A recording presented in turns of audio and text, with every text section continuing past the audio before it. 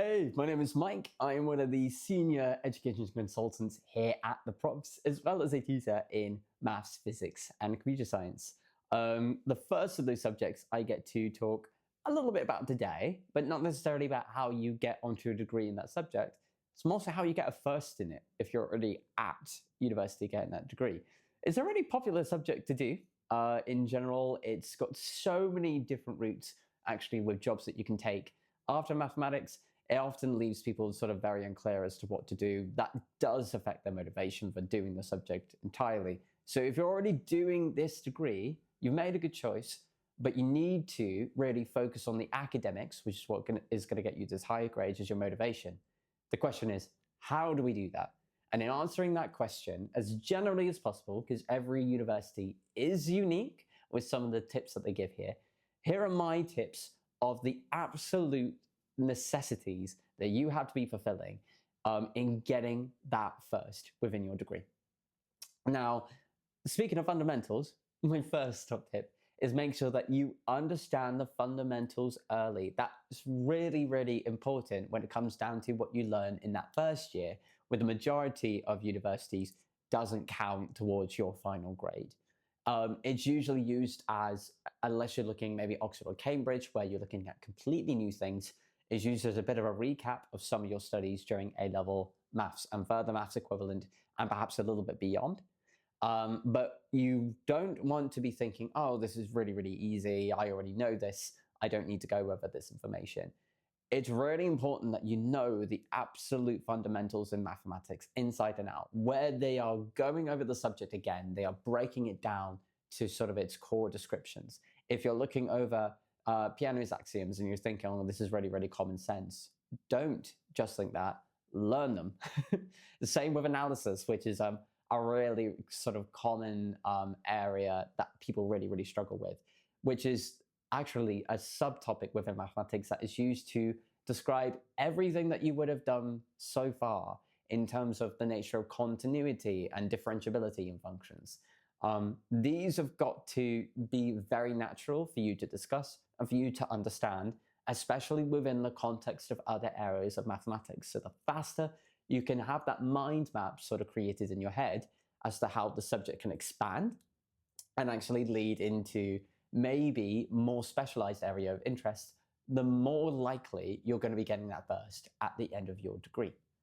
But it isn't just down to academic interest in these things. You want to make sure that you stay organized as well with your time and with your efforts. That is my next top tip with this. You want to stay as organized as possible. And I'm not just talking about making sure that you attend all of your university lectures. You want to make sure that you get all of the recommended readings for things. If we're talking about understanding these fundamentals in relation to that, I mean, Paul's online maths notes, which is a really, really common place to look at sort of the basic understandings of mathematics in lecture note form, is a really good place to refer to, especially if you are going to an American university studying mathematics. But immediately after you've had a class, write down in your own notes, even if you've written down like sort of lecture notes before, the key top theorems and maybe proofs that you need to know. Highlight that in your notes. See whether you can replicate that from memory. Try to use that in an example. That makes it easier when you attend your seminars or like practice classes where you're going through these problems in context with other things. And then you can actually move very, very quickly on to the more challenging aspects of those courses. It's that level of dedication that is going to take you from getting a 2-1 to a first. So make sure you get into the habit of getting organized with your time, maximizing on those academic opportunities very early on. There's a couple of bits of online softwares that can help with this, such as Trello and Norton, for instance, that are really, really good at sort of creating a timetable. But as long as you've got your own system and you're making sure that you are contextualizing what you learn beyond the classroom, that is one of the biggest factors that is going to get you that first. Now, my next point is really, really crucial, especially if you're starting off in a maths degree. And that is make sure that you have properly developed your ability to problem solve, which will include you learning every single kind of proof you possibly can. Not just, proof by contradiction, but the different forms of proof by induction. Yes, there are multiple forms of them. that you need to be aware of. And a great way of looking at problem solving skills is actually just getting stuck with lots of different problems. I mentioned one particular contest that in another video that is really, really good at sort of developing sort of your problem solving abilities. It's the Putnam contest. There's a book called Putnam Beyond that I read from time to time, which has questions and lots of different sort of fundamental undergraduate topics that are really, really sort of good for you to expand on. It also offers solutions. So that's a personal book recommendation from me if you want to be able to build on that. But if you are a little bit earlier on in the process, looking at stat papers as well, or like MAT papers or admissions test papers for mathematics can be a nice thing too, should you just want to develop your critical thinking skills a bit more. Now, moving on to tip number 4 for this video is to do with actively engaging with your lecturers. And I don't just mean in lectures and tutorials, which is very, very crucial and important anyway for you to get a good grade, but it's also important when it comes down to writing your dissertation and doing your project there. You've got to have a good relationship with your supervisor.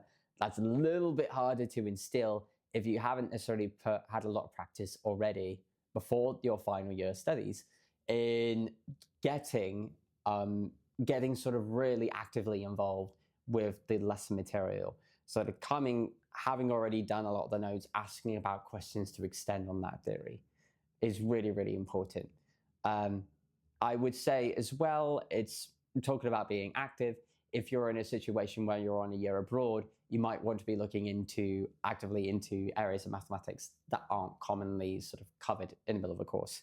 I had a friend at Exeter that had a year abroad. He ended up studying a mixture of mathematics and music courses. He ended up looking at the mathematics of music actually as one of his modules. For him, created a really, really interesting academic profile. If you were to sort of take on the surface, actually all of the other modules that he had done. That helps if you're choosing modules that are fun, first and foremost, but make sure that you are engaging with those experiences at university. Don't take your time there for granted. And my final top tip for this one is that even though you're aiming for a first, it's totally okay sometimes to not know what you're doing, but make sure you seek help when doing so. That could be that you end up meeting with some of your peers, you create a little bit of a study group in your module, going over problem sheets together.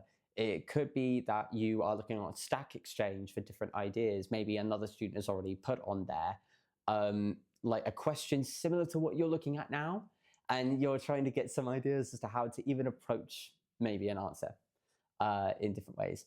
Or it could even be that you join onto like a peer mentoring scheme, or you might reach out to like your supervisor a little bit more just to say, I'm not really sure what to do as part of this project. Am I going in a good direction, or do I need to change?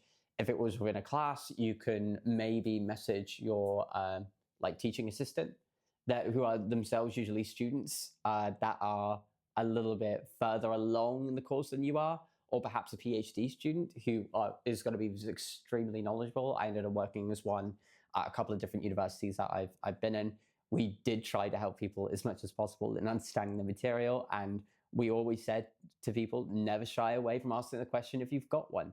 So again, if you are struggling, don't be silent, reach out for help when you need it. So those are my top 5 tips on how to get a first in mathematics, but obviously there's a lot more to do with that. I think that is going to be particular to note, especially if you're looking at maybe universities like Oxford or Cambridge, which have their own sort of tutorial or supervision systems.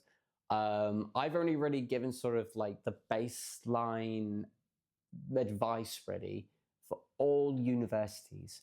So if you want more specific information on how to boost, say, your performance during your degree, or maybe you want to work with a tutor one-on-one to be able to improve your understanding of mathematical material, we have a lot of tutors already at the Profs here, including myself, who are very experienced in actually helping with very high-level mathematics. And we'd be more than happy to help you should you need our assistance. Some of us are even working as lecturers at uni at the moment. So we really have an amazing roster of people to be able to help you should you need it. But if you found this information useful in this video, please give a like. and subscribe, and share this to any of your friends if you know they're also struggling. Also, comment section, if you'd like to talk about your experiences so far in studying maths at university, what has worked and what hasn't worked for you? We'd love to hear about it. So please say in the comment section and let's get a conversation going. But if you definitely know you want to tutor and you want to work with us, or you are hoping to maybe get onto a postgraduate course as well in mathematics, and you are having to think about, not just your grades, but your overall academic profile, then reach out to us with the information on screen. We'd be more than happy to get back to you and actually pair you up with an expert who can maximize your chances of success in whatever that may be. But until then, we wish you the best of luck in the future, and we look forward to hearing from you soon. Take care.